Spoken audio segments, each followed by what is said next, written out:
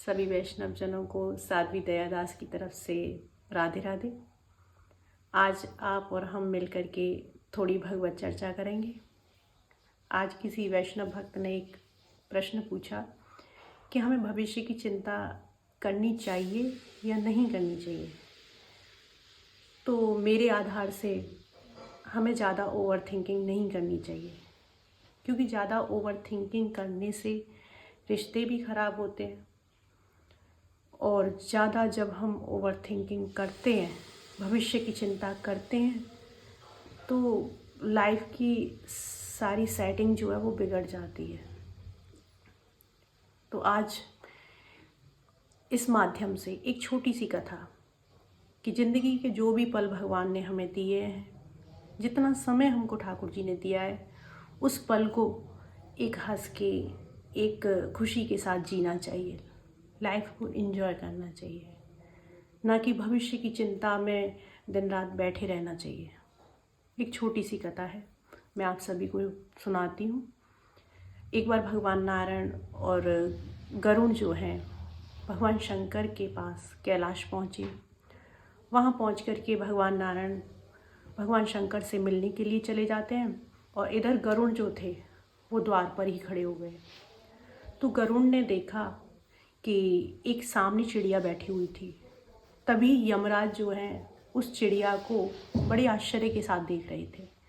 तो गरुड़ के मन में विचार हुआ कि कहीं ऐसा तो नहीं कि यमराज जो इसे देख रहे हैं कहीं इसका अंत हो। तो गरुड़ ने क्या किया कि उस चिड़िया को पकड़ करके वहाँ से हजारों मील दूर उस चिड़िया को छोड़ करके आ गए। इधर यमराज ने जब उस कार्य को देखा और गरुड़ से पूछा कि गरुड़ तुमने ये क्या किया, तो गरुड़ ने कहा कि मैंने उस चिड़िया को उसका अंत समझ करके यहाँ से आपकी दृष्टि से दूर कर दिया, जिससे उसकी मृत्यु ना हो। तो यमराज बोले, गरुड़ उस कार्य को मैं उस चिड़िया को इसलिए सोच रहा था क्योंकि कुछ ही समय में उस चिड़िया की मृत्यु होने वाली है, और वो भी यहाँ से हजारों मील दूर। तो मैं उसे आश्चर्य की दृष्टि से इसलिए देख रहा था कि इस चिड़िया को इतनी दूर कौन पहुंचाएगा, तो वही कार्य आपने मेरा संभव कर दिया। तो कहते हैं कथा तो छोटी है, लेकिन इसका सार जो है बहुत अच्छा है कि नियति और मृत्यु टाले नहीं टलती हैं।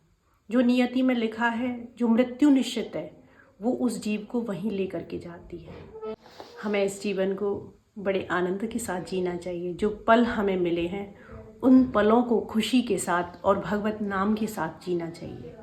इसीलिए एक कहावत है, ठाकुर जी भी कहते हैं कि तू करता वही है जो तू चाहता है, लेकिन होता वही है जो मैं चाहता हूँ। इसलिए तू कर वही जो मैं चाहता हूँ, फिर होगा वही जो तू चाहता है। तो इसलिए आपको, हमको, सभी को भविष्य की चिंता इतनी अत्यधिक नहीं करनी चाहिए। इन शब्दों के साथ मैं अपनी वाणी को विराम देती हूँ। सभी वैष्णव जनों को मेरी तरफ से राधे राधे।